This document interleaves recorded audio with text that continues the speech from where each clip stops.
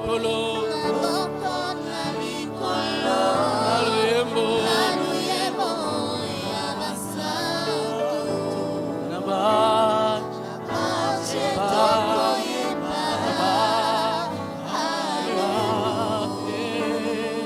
Sainteté à ton nom.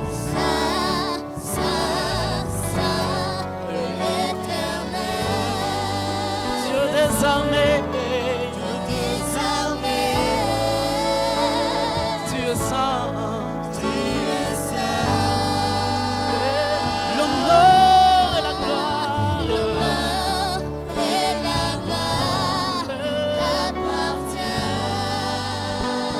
à jamais. Tu es saint, tu es saint. Sainteté à ton nom. Saint, saint, tu es saint. Dieu des armées. Oui, tu es saint. L'honneur et la gloire. Reçois tout honneur et reçois toute gloire, Seigneur. À jamais, tu es saint. Nous allons adorer le Dieu qui est saint. C'est Dieu qui restera à jamais saint. C'est Jésus que nous célébrons, c'est Jésus que nous adorons ce matin. Nous adorons ta sainteté, ô Seigneur Dieu. Nous adorons ta sainteté, nous adorons ta grandeur, Seigneur. Seigneur, qui est comme toi, qui est saint comme toi, Jésus, qui est saint comme toi, Père, qui sera élevé encore comme toi, parce que toi tu dépasses tout, tu es incomparable, Seigneur. Personne ne peut te comparer à toi. C'est pourquoi nous te célébrons ce matin. C'est pourquoi c'est pour toi que nous célébrons ce culte ce matin, Seigneur. Parce que personne ne peut te comparer à toi. Personne ne peut te saint comme toi. Personne, Jésus, personne. Tu nous as purifiés aussi par ton sang. Tu nous as lavés pour essayer de devenir saints. Mais personne ne peut arriver à ta sainteté. Personne ne peut arriver à ta sainteté, Jésus. Personne n'est comme toi. Personne n'est comparable à toi. Sur la terre, dans les cieux, sous la terre même, sous les eaux, personne n'est comparable à toi, Jésus. Personne ne peut être comparé à toi. Qui parmi les hommes pourrait être comparé à toi? Qui parmi les hommes pourrait prendre ton nom? Tous les hommes de grands noms sont passés. Les Julius César sont passés et ils sont oubliés par l'histoire. Mais toi, tu es resté jusqu'à présent parce que tu es éternel. Tu es resté jusqu'à présent parce que tu t'appelles Je suis. Tu es le Saint des Saints, Jésus. Tu as marqué tous les temps, même si tu n'es pas dans les temps. Tu as marqué les temps, même si tu n'es pas. Le temps ne peut pas te contenir. Même si le temps ne peut pas te contenir, Seigneur, tu as marqué le temps et tu ne seras jamais oublié. Toutes les nations du monde, toutes les générations sont en train d'étudier ton nom. Toutes les générations passent et toi tu restes toujours parce que tu es éternel. Tu vis éternellement, Jésus. Tu vis éternellement.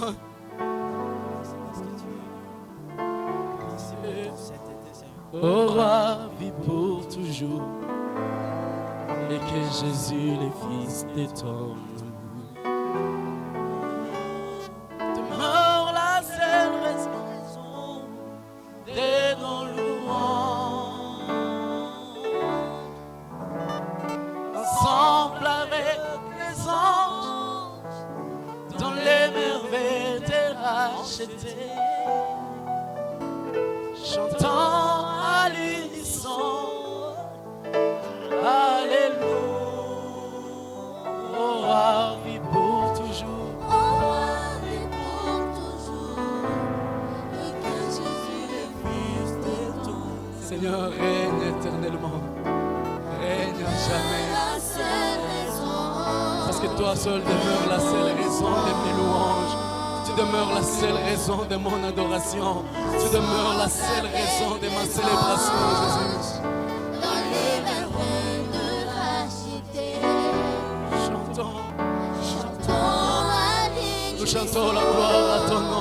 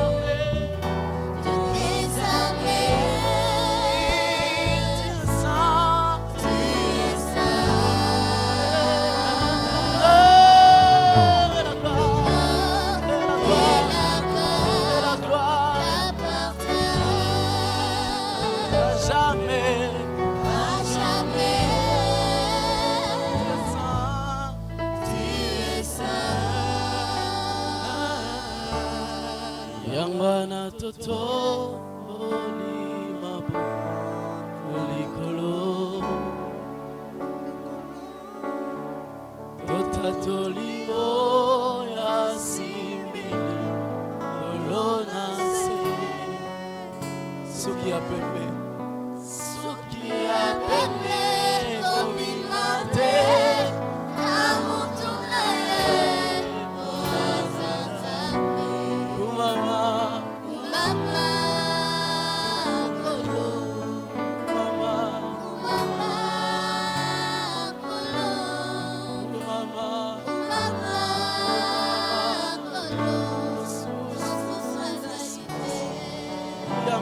Totomoli, Yamana Totomoli, Mabo, Olikolo,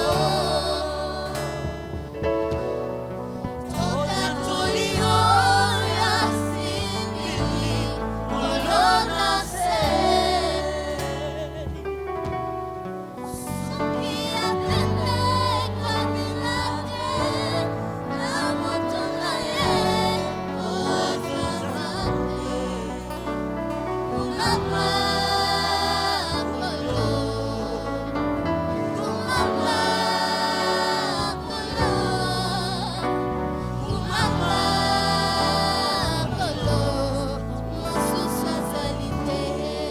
Yamwana totomoli, Yamwana totomoli, Mabo, Olikolo, Totatolio,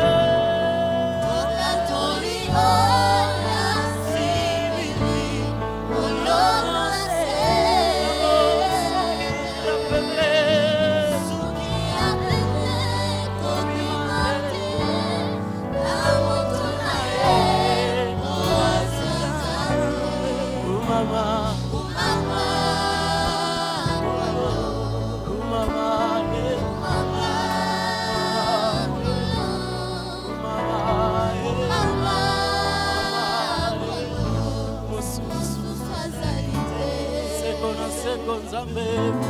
Mama,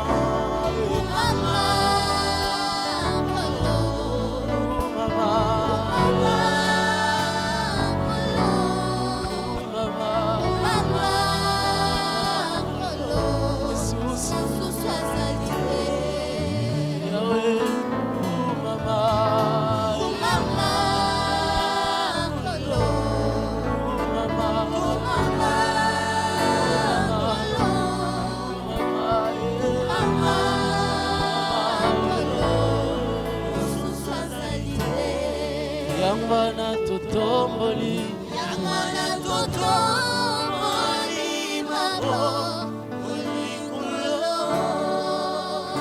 Zotatola yasimili kolo, yasimili, Olonase. Règne sur tes circonstances, c'est Jésus.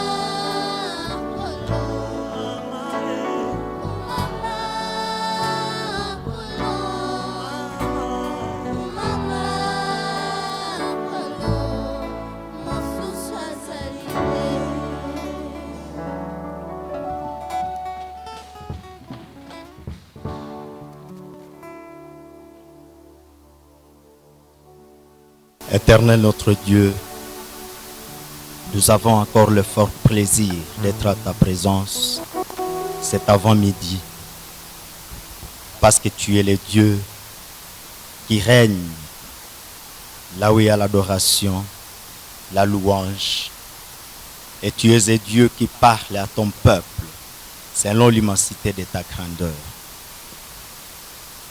Là où tu réunis 2 ou 3 ou au-delà, Seigneur, tu as promis ta présence.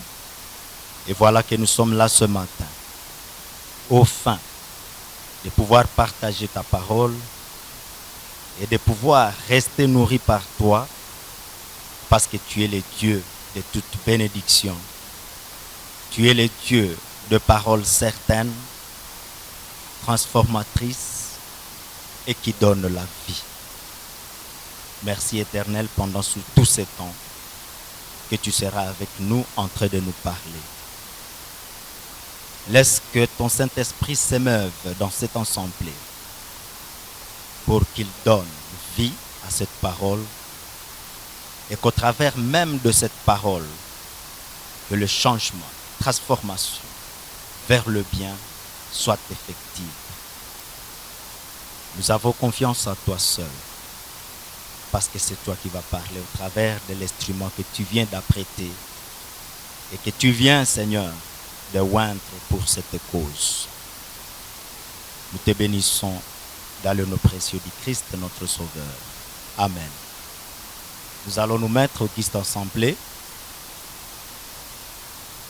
Et bonjour encore une fois à tous. Nous sommes en train de remercier notre Dieu du temps qu'il nous accorde pour ce partage biblique que nous allons devoir suivre sous forme d'exposé cet avant-midi, mais qui est une parole pleine de vie. Et nous voulons juste aussi demander à ce que le Seigneur puisse être avec chacun de nous. Et nous avons cet honneur de nous tenir aussi devant vous par la grâce de notre Dieu et juste accomplir la mission que le Seigneur nous avait léguée, et c'est celle d'aller et de faire de toutes les nations les disciples du Seigneur. Et tel que nous sommes présentement ici, un corps du Christ, nous avons voulu seulement nous interpeller et essayer de susciter encore une fois notre esprit et vivifier notre âme, parce que Dieu a plus besoin du travail qui vient du fond du cœur que de travail sensationnel. C'est pour cela que nous avons voulu juste apprêter un message qui va devoir tourner autour du thème que nous avons commencé depuis un certain temps. Quand nous avons parlé de la famille, nous avons aussi parlé de l'environnement. Mais l'aspect que nous allons exploiter va devoir effectivement refléter aussi le thème que nous étions en train de poursuivre, mais sous une autre optique, mais ça sera dans la même logique. C'est pour cela que nous avons voulu partager le thème qui va devoir porter sur l'influence de l'environnement affecte et transforme la vie de l'homme. Tel est le thème que nous allons devoir exploiter cet avant-midi. L'influence de l'environnement affecte et transforme la vie de l'homme. Et c'est au soubassement du livre de l'évangéliste Marc, chapitre 4, et nous allons commencer la lecture par le premier jusqu'au 9e verset. C'est celui-là, le livre que nous allons devoir exploiter pour afin habiller ce thème que je venais juste de donner, qui porte sur l'influence de l'environnement, affecte et transforme la vie de l'homme. Ce thème est très profond, interpellatif, très pertinent et très pratique. Et c'est là que nous avons dû ouvrir aussi la brèche du choix libre qui nous a amenés à pouvoir tous, en face du choix, être responsables, de ne pas être contraints de faire un choix, mais que ce choix nous soit libre. Parce que nous savons qu'à France de nous, dans la société, dans l'environnement, nous avons la toute liberté de nous diriger soit à gauche ou à droite. Mais l'interpellation de ce matin, c'est seulement interpeller chacun de nous de faire un choix judicieux par rapport aux défis qui se dessinent tout au long de notre parcours et vie que nous menons en société. Nous avons aussi voulu à ce que nous puissions justement ramener ce choix judicieux ou le bon choix au sens d'éviter le mauvais choix qui très souvent nous révèle du mépris, de la honte, du ridicule, de la médisance, ou tout simplement peut nous conduire à la mort et même à l'effacement dans la société. Et toutes ces antivaleurs-là peuvent amener à ce que chacun puisse se mettre à part et réfléchir autour du choix qu'il peut embrasser dans sa vie quotidienne ou dans quel environnement il peut aussi chercher et vouloir vivre. Ceci étant bien sûr la conséquence du choix mal effectué de l'environnement. Et tous, comme nous sommes là, personne ne peut vivre, ne veut vivre dans le mépris, dans la honte, dans le ridicule, voire même dans la médisance, ou vivre la mort. Personne. Et tous, nous voulons conséquemment vivre la paix, la prospérité et l'émergence. Et dans la logique du choix judiciaire, nous avons voulu aussi à ce que tous nous soyons interpellés. Parce qu'en face de choix comme celui-là, nous avons l'occasion d'être taillés et de vivre bonnement, c'est-à-dire le bonheur, d'être heureux, de réussir, d'avoir du succès, la bonne valeur ou la bonne réputation en société ou la vie tout simplement. Et là, c'est ce bon choix qui nous donne cette image ou qui nous donne cette vertu ou qui nous ouvre cette bonne valeur qui doit effectivement nous honorer en société. Et tels donc sont les fruits du choix judicieux, comme je l'ai dit, de l'environnement. Et notons en termes simples que tout ce que nous pouvons faire dans les biens nous honore et tout ce que nous pouvons faire dans les mal nous disqualifie. Ou nous donne la vie, ou nous donne alors la mort. Et ici, nous voulons juste avoir une idée du concept qui constitue la base même de notre message. Et c'est le concept, il y en a autant, mais nous allons essayer de focaliser seulement ces deux petites définitions sur les deux qui semblent constituer le socle de notre thème. Il y a par exemple l'environnement. Qu'est-ce qu'on attend quand on parle de l'environnement? Quand nous parlons de l'environnement, nous avons une idée ou l'esprit qui nous ramène à un lieu, à ce qui entoure, ou encore un espace d'échange, de partage et de communion entre les partenaires, entre les compagnons. C'est l'idée qui vient d'une définition pratique de ce que nous attendons par environnement. Alors que la transformation nous ramène au changement, parlons donc de l'environnement, nous allons parler de la transformation parce que notre sujet, nous l'avons intitulé l'influence de l'environnement affecte, transforme ou change la vie de l'homme. Et ici, quand nous parlons de la transformation, c'est tout simplement le changement de forme ou de fond donné à une personne ou à une chose.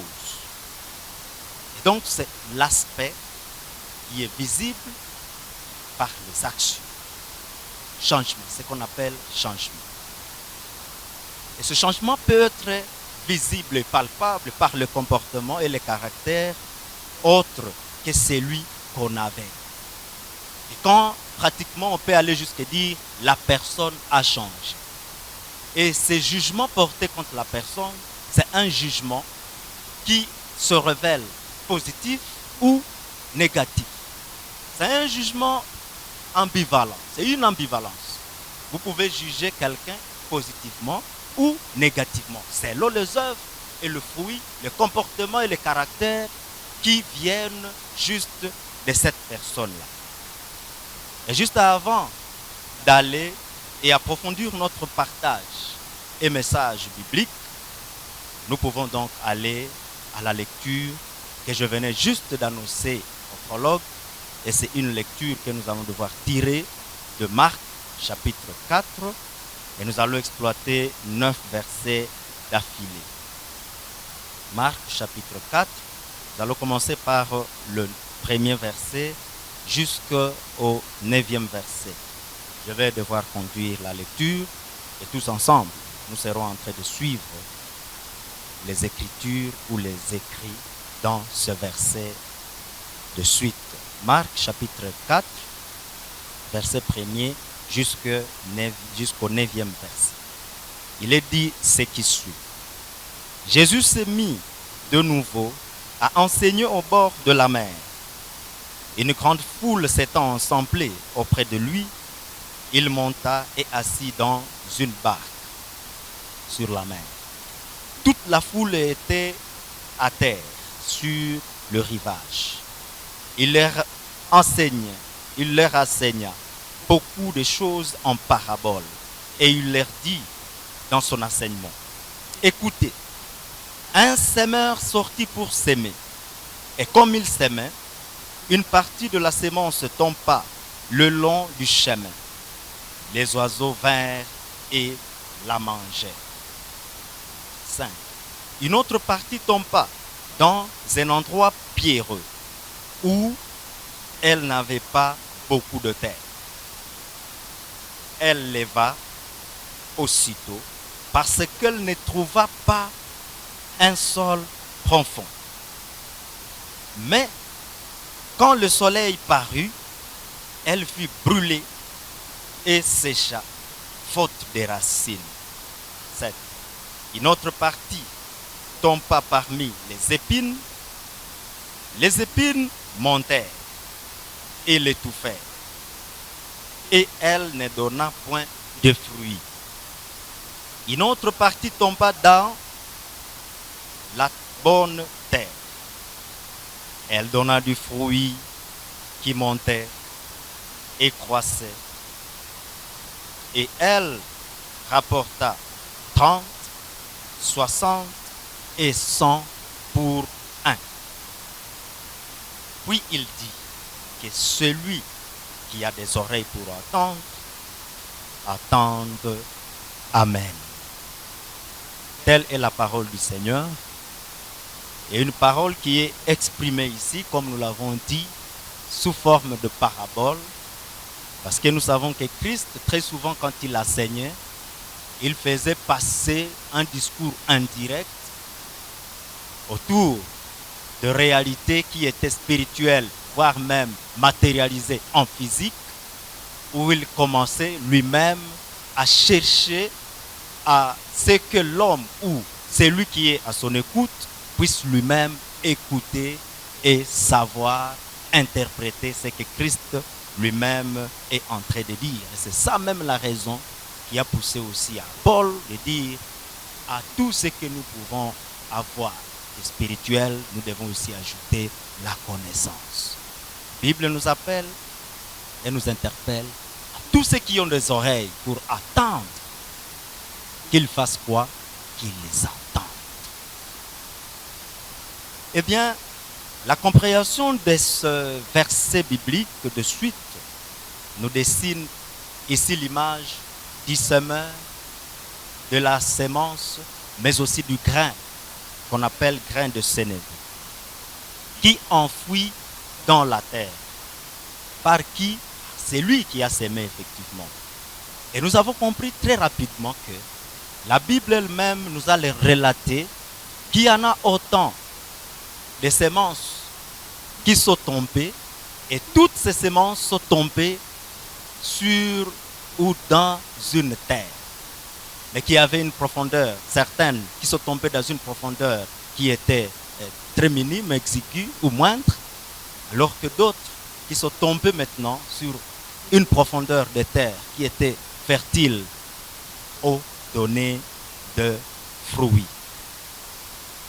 Et décrivant même l'état du lieu où le Seigneur avait enfoui lui-même dans cette parabole le grain, Jésus a usé d'une parabole, ou on peut simplement se dire d'un style allégorique, un style dans laquelle plutôt tout le monde ne pouvait pas aller jusqu'à comprendre directement ce que Jésus était en train de dire. Et il y avait une vérité cachée, c'est-à-dire qu'il y avait plein d'enseignements dans cette parole, mais qui nécessitait à ce que tout le monde puisse être amené à comprendre ou à attendre ce que Dieu était en train de dire. Et la sémence que Jésus-Christ lui-même projetait dans cette parabole ou dans ces paraboles, c'était une sémence que nous pouvons comparer à la parole du Seigneur, qui peut tomber effectivement dans des cœurs, les cœurs différents, mais que ces cœurs vont devoir contenir, suivant l'environnement ou la terre que chaque cœur est en train juste de porter. Nous avons trouvé ici la sémence qui était jetée au bord de la route. Il y avait une terre, mais il y a eu des oiseaux qui sont passés éventuellement et ont consommé cette sémence-là. Et dans cette illustration, nous comprenons facilement que la parole de Dieu peut tomber, mais sur un cœur comparé au chemin ou à la route, exposé à toute velléité et exposé aussi à toute éventualité. Et là, une fois la parole tombe, il y a des vautours, des oiseaux qui vont passer et l'emporter. Là, c'est le premier aspect de l'image que nous avons essayé de faire et de donner concomitamment à l'explication de la sémence du Christ.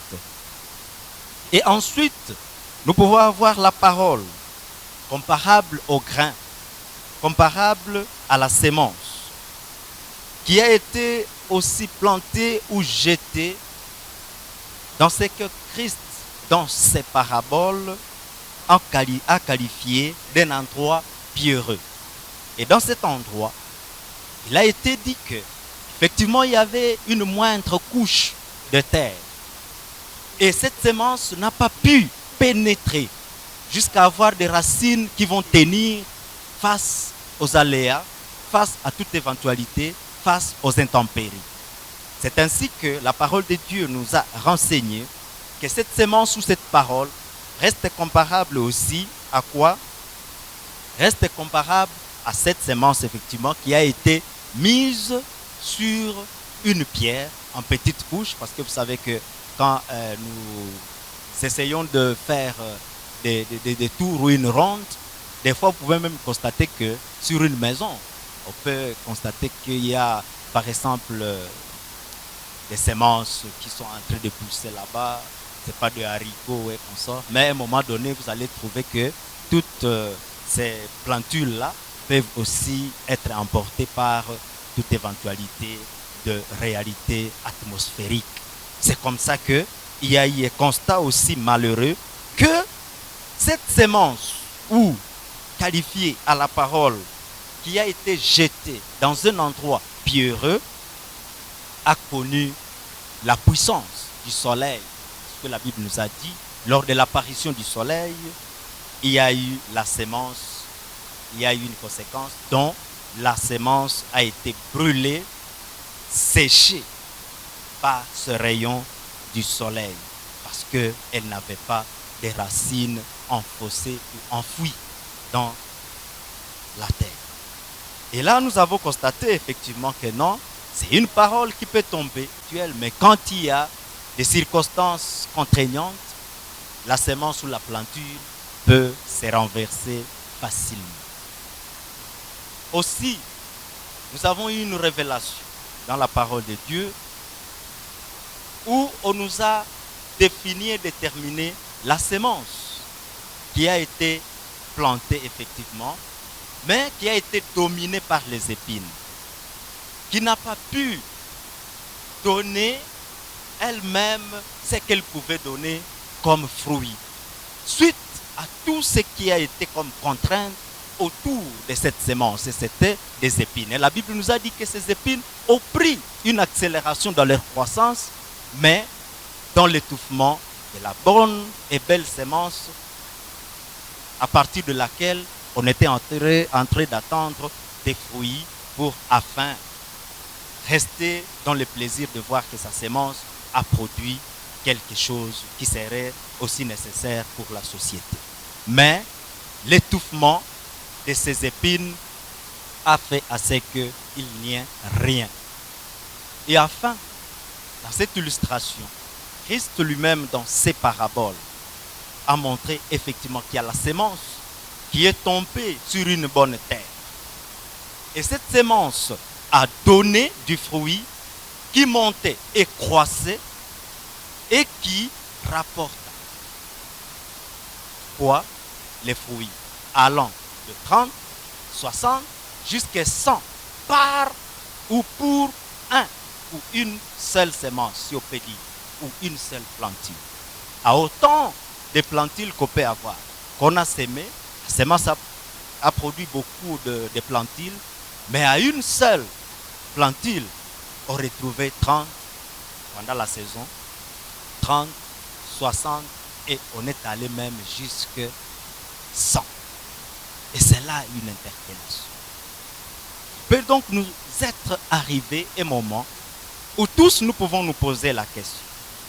Et dans cette expression peu claire, peu éclairée, que Christ a utilisée, nous pouvons seulement déduire effectivement que la semence du semeur est comparable, comme je l'ai dit, à la parole de Dieu. Et cette semence est la vie. Parce que celle qui a été jetée sur le chemin n'a rien produit. Celle qui a été placée au-dessus ou au-dessus d'une pierre ou dans un endroit pierreux n'a pas eu la vie. Et celle aussi qui a été placée et étouffée par les épines est allée jusqu'à mourir. Mais seule la semence qui a été plantée et placée dans un bel environnement, ou bon environnement, comme on peut le dire, les deux passent, là, on constate effectivement qu'il y a eu production. Et c'est ce que les gens attendent. Et curieusement, la production n'a pas été standard, mais elle est allée de progression à progression. Parce que la Bible nous a dit, dans ce verset ici, que cette semence a donné d'abord du fruit, et ce fruit-là a monté, et ce fruit-là était en train de croître, et a rapporté autant d'autres produits allant de 30, 60 jusqu'à 100. Et ça, c'était vraiment du plaisir à ces semeurs-là. Ce que l'interpellation, effectivement, est dans notre camp. Sachons bien que la semence qui est tombée dans une terre fertile, une terre comparable à un environnement serein, un environnement non étouffé, un environnement non encombré, non embrouillé. Là, c'est comme la parole qui peut tomber aussi dans un cœur disposé, un cœur brisé, un cœur simple, un cœur qui peut ramener autant de conséquences ou d'impact positifs ou négatifs, mais positifs plutôt, mais pas négatifs, parce que ceux qui ont été jetés dans des environnements qui étaient justement sous contrainte n'ont produit aucun fruit, et seule la semence qui a été plantée et jetée dans un environnement sain a eu la production, a eu aussi ce que les gens étaient en train d'attendre. Et qu'est-ce que nous pouvons maintenant apporter comme question? Parce que je sais que justement quand il y a un message, quand il y a une parole et quand il y a un entretien ou un exposé, des fois il y a toujours des questions qu'on peut se poser ou qu'on peut poser à l'interlocuteur. Mais une question sans réponse directe, effectivement, reste toujours la préoccupation de plusieurs. Et la question, j'ai essayé de l'intituler de cette manière, de vouloir savoir effectivement pourquoi, au lieu de voir les gens comme de chrétiens être transformés par le bien, pour le bien plutôt, et le bon, on les trouve pire, je dis bien pire, on les trouve pire dans des antivaleurs et experts et émérites au titre honoris causa en mensonge et critiques destructives, en haine, en jalousie et plus loin, très courageux à produire des divisions et des déchirements, non seulement dans la société, mais aussi et surtout dans l'Église. Pourquoi? Ça, c'est une question très pertinente. Et je ne vais pas demander à quelqu'un de donner la réponse, parce que la réponse, vous l'avez là. Pourquoi? Il y a la semence, la parole qui tombe. Elle tombe sur quel sol? se solde dans quel environnement? C'est là même la pertinence de cette question-là. Et pourquoi? Parce que ici on vient de voir qu'au lieu de voir les gens comme de chrétiens être transformés pour le bien et le bon, mais on les trouve excellents, experts et émérites au titre honoris causa en maçon, à groupuscule aussi de discuter des gens, en groupuscule de briser seulement les autres cœurs. Mais pourquoi? Alors que la parole est là, elle doit nous affecter et nous transformer. Mais pourquoi cela n'est pas matérialisé parmi les assemblées de saints? Parce que nous sommes qualifiés comme des assemblées de saints. Mais pourquoi des antivaleurs excellent et ont vraiment les primats sur les bonnes valeurs ou les bonnes vertus? Pourquoi? La question est là, c'est pourquoi j'ai dit que c'est une question sans réponse directe. Parce que c'est une question ouverte. Ce n'est pas une question fermée, c'est une question ouverte. Chacun peut apporter son interprétation de sa manière. Mais pourquoi? Elle demeure encore, et je sais que nous allons y répondre, même au sortir d'ici, même en société et dans la vie qui continue. Mais notre modeste étude et analyse autour de cette préoccupation nous a poussé et nous a prouvé effectivement qu'un tel comportement lu chez certains est le fruit du mauvais choix de l'environnement. Gens qui ne font que discuter des autres, que de voir des questions à partager pour la croissance spirituelle et l'édification du corps du Christ. Pourquoi toujours rester dans la médisance? Pourquoi discuter seulement pour discuter de vaines préoccupations, pour le déchirement seulement des assemblées de saints ou même de la société? Et ici, nous constaterons effectivement que l'affectation dans de tels endroits, dans des environnements comme ceux-là, cette affectation doit être négative et doit détruire et doit conduire aussi à la mort, comme nous étions en train de dire. Et voilà, même son impact reste visible dans la société. Descendez seulement dans la société et vous aurez aussi autant de commentaires à émettre par rapport à cette pertinence. Mais la parole de Dieu, comme nous l'avons dit, qui tombe sur ou dans ces cœurs, dans ces bons ou bel environnement, cette parole trace une route, un chemin, et nous conduit vers la prospérité et l'émergence de la bonne vie qui sera appréciée par tout le monde. Et dans les lignes qui suivent, je vais devoir aussi relater en termes simples la réalité que nous avons aussi découvert dans autant d'environnement et autant de vie au quotidien de certains. Mais comprenons très facilement que les trois aspects qui ont été à la base de destruction de la semence ou du grain de sénévé, ces trois aspects peuvent nous aider. Et parmi ces aspects, nous pouvons juste considérer l'aspect épine, où effectivement on nous a dit qu'il y a la semence, la plantule qui a commencé aussi à croître. Mais comme les épines croissaient aussi rapidement que cette semence, sont allées jusqu'à l'étouffement de cette plantule. Et maintenant ici, l'image, c'est vous qui allez vous imaginer la situation, mais je vais devoir donner aussi un leitmotiv de cette préoccupation. Imaginez un jeune, là c'est un exemple aussi pratique et clair que nous vivons au quotidien. Là peut-être ce sont des enseignants et les parents qui vont me comprendre. Imaginez un jeune garçon, fille ou garçon, qui a la grâce de travailler aux études. Et après les années requises, le résultat est là, n'est-ce pas? C'est quel résultat aux uns et aux autres? Vous la voyez pour 5 ans d'études. On ne peut pas parler de 3 ans dans ce système actuel, 3 ans d'études supérieures, mais parlons de 5 ans parce que c'est la réalité que nous connaissons. 5 ans d'études supérieures. À 5 ans, vous attendez un diplôme. Demain, vous allez apprendre que monsieur est venu étudier et que c'est un taximan. Vous avez de l'argent année par année et vous attendez la défense après 5 ans. Vous voulez maintenant vous renseigner, vous dites, celui-là est connu comme un grand taximène en ville. Vous dites, non, c'est mon enfant, c'est moi qui lui ai fait cette audace-là. Il est allé étudier. Monsieur n'a pas étudié. L'environnement l'a emporté et il a oublié effectivement l'objectif et l'objet même par lequel il a été envoyé. Imaginez aussi un papa ou une maman dans le monde des affaires ou au lieu de service. Il y a un environnement. Pour quelle réputation? Pour quelle réputation? Pour quelle réputation? Nous avons des réponses.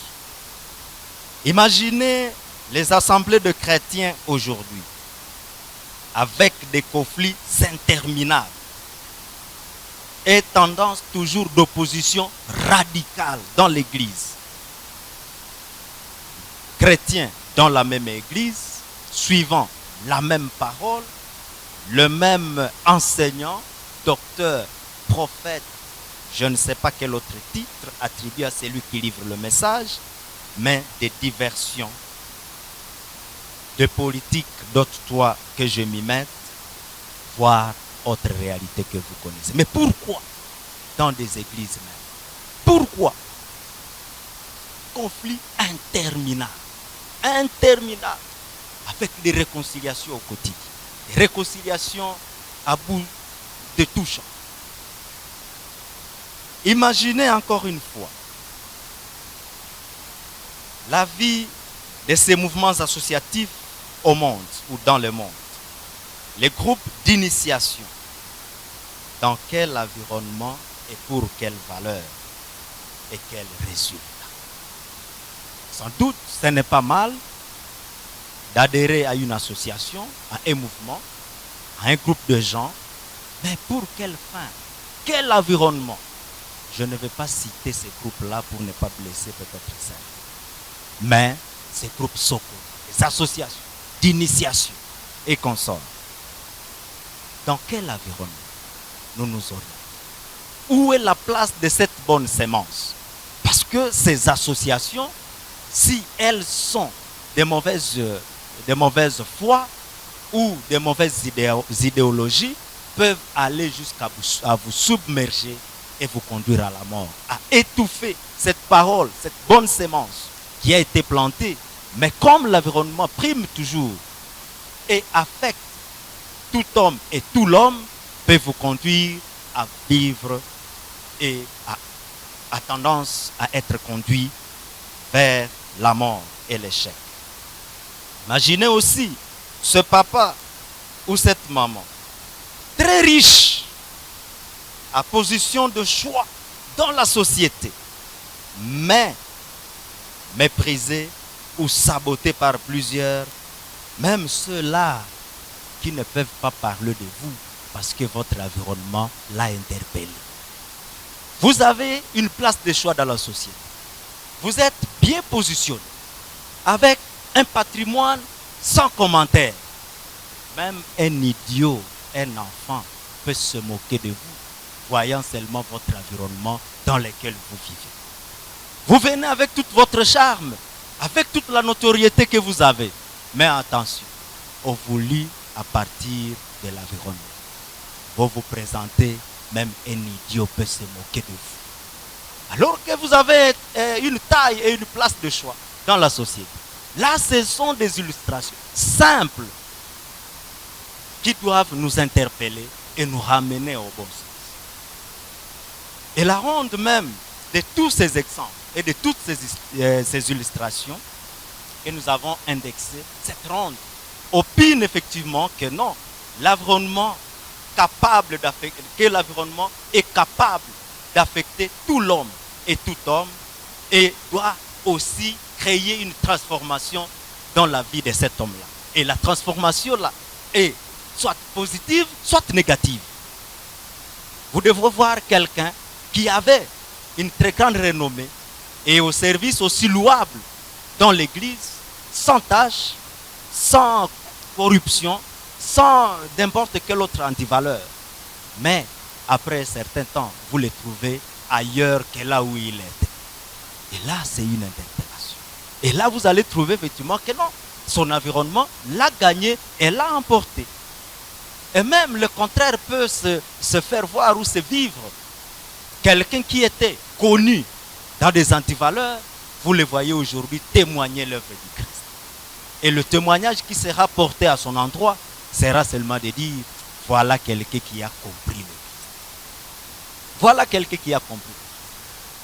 Qui est passé d'une situation de mépris, d'une situation avec autant de commentaires, mais qui a changé de camp et qu'aujourd'hui, il est qualifié autrement que celle qui était son ancienne qualification.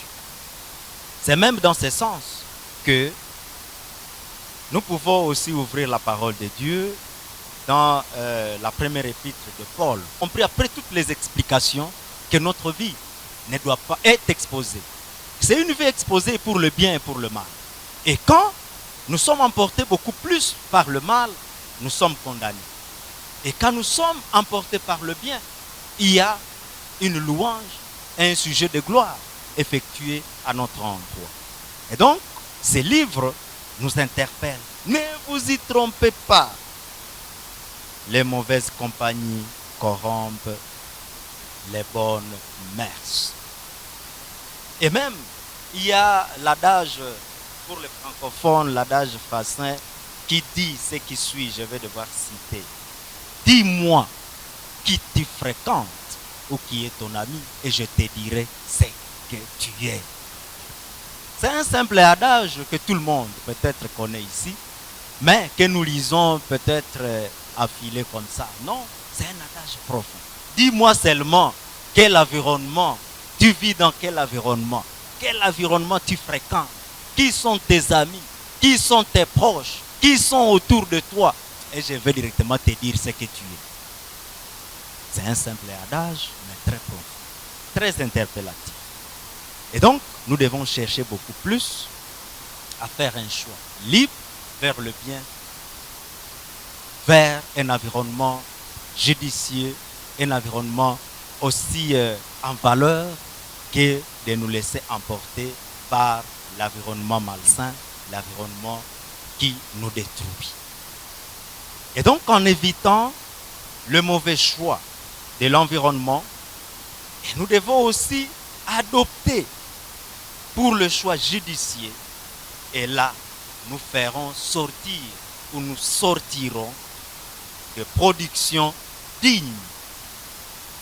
Nous produirons des valeurs et des vertus enviées par plusieurs et par la société. Et là, nous produirons au jour le jour des espaces d'émergence et des espaces de prospérité. Nous vivrons à paix. Parce que Christ lui-même, en livrant ou en donnant cet exemple ou cette illustration par parabole, il a voulu à ce que nous puissions juste comprendre très facilement que l'environnement nous détruit ou l'environnement nous construit. Les deux alternatives seulement, il n'y en a pas autant. Deux. Ou tu entres ici, ou tu entres là-bas. Tu ne peux pas entrer au même moment dans les deux espaces. Entre dans un environnement qui va devoir te laver l'image, qui doit devoir te laisser produire du fruit et le fruit qui va devoir continuer de saison à saison.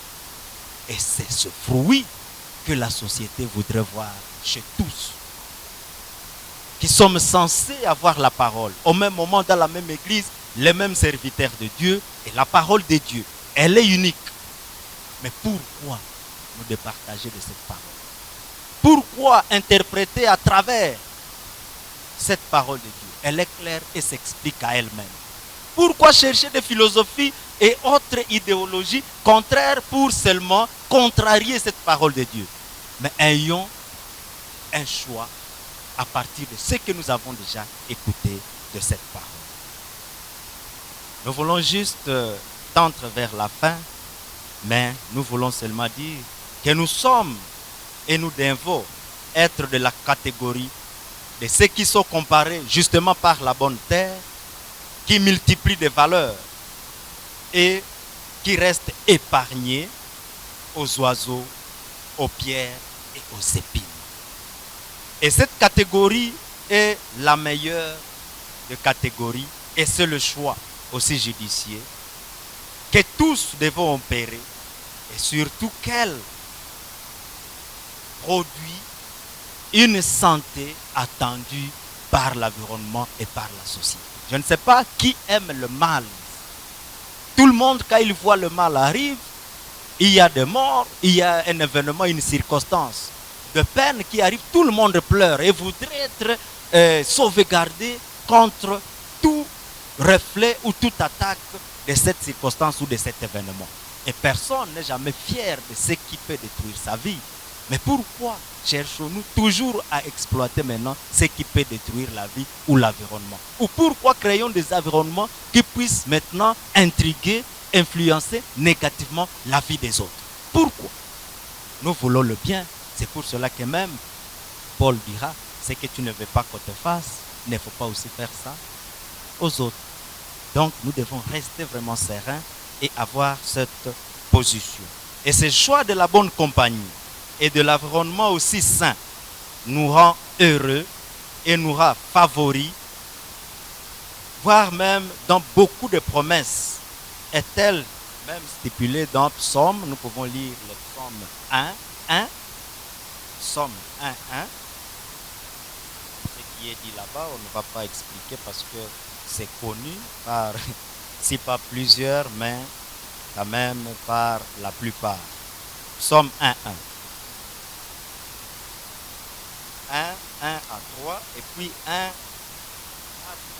10. Nous y allons donc. Psaume 1 à 3 tout d'abord. Heureux l'homme qui ne marche pas selon les conseils de méchants et qui ne s'arrête pas sur la voie des pécheurs et qui ne s'assit pas en compagnie des moqueurs, mais qui trouve son plaisir dans la loi de l'Éternel et qui la médite jour et nuit. Il est comme un arbre planté près du courant d'eau qui donne son fruit à sa saison et dont les feuillages ne flétrit point et tout ce qu'il fait lui réussit. Plutôt. Voilà. Je crois que tous nous avons compris. Et à partir même de ce verset, nous pouvons faire aussi la suite sous forme de comparaison. Du verset 6, du verset 4 et du verset 5, voire même le verset 6 de ce même psaume. Il est dit quoi? Il n'en est pas ainsi pour les méchants. Il a été dit pour l'homme qui prend plaisir au Seigneur, qui vit dans un environnement sain. Mais ici, verset 4, il est dit, il n'en est pas ainsi des méchants. Ils sont comme la paille que le vent dissipe. Ils sont comme la paille que le vent dissipe. C'est pourquoi les méchants ne résistent pas au jour du jugement, ni les pécheurs dans l'assemblée des justes, car l'Éternel connaît la voie des justes et la voie des pécheurs mène à la ruine. Amen. Ça, c'est une conclusion qui doit nous amener tous à bien comprendre le bien fondé de faire un choix judicieux et bon choix que d'en faire un choix dans l'environnement malsain, dans l'environnement destructeur, dans l'environnement qui nous amène la honte et qui peut nous conduire jusqu'à la ruine ou à la mort. Et tout compte fait, l'exposé de cet avant-midi nous interpelle au beau sens d'opérer un choix loyal de l'environnement, c'est-à-dire du groupe, des associations, des mouvements, disposés à nous influencer et nous affecter et même produire en nous des transformations dignes de renouvellement de notre vie à la merci du bien, de la prospérité, de l'émergence du monde. Il nous prévient aussi maintenant, plutôt que le sens brûlé qui est animé de plusieurs opérations négatives au choix raté et voire même un environnement qui est destructeur et qui nous expose à toute velléité, la honte, les ridicules et qui nous conduit à ce que nous appelons le déluge vers la perdition éternelle et que le Seigneur nous bénisse tous. Amen.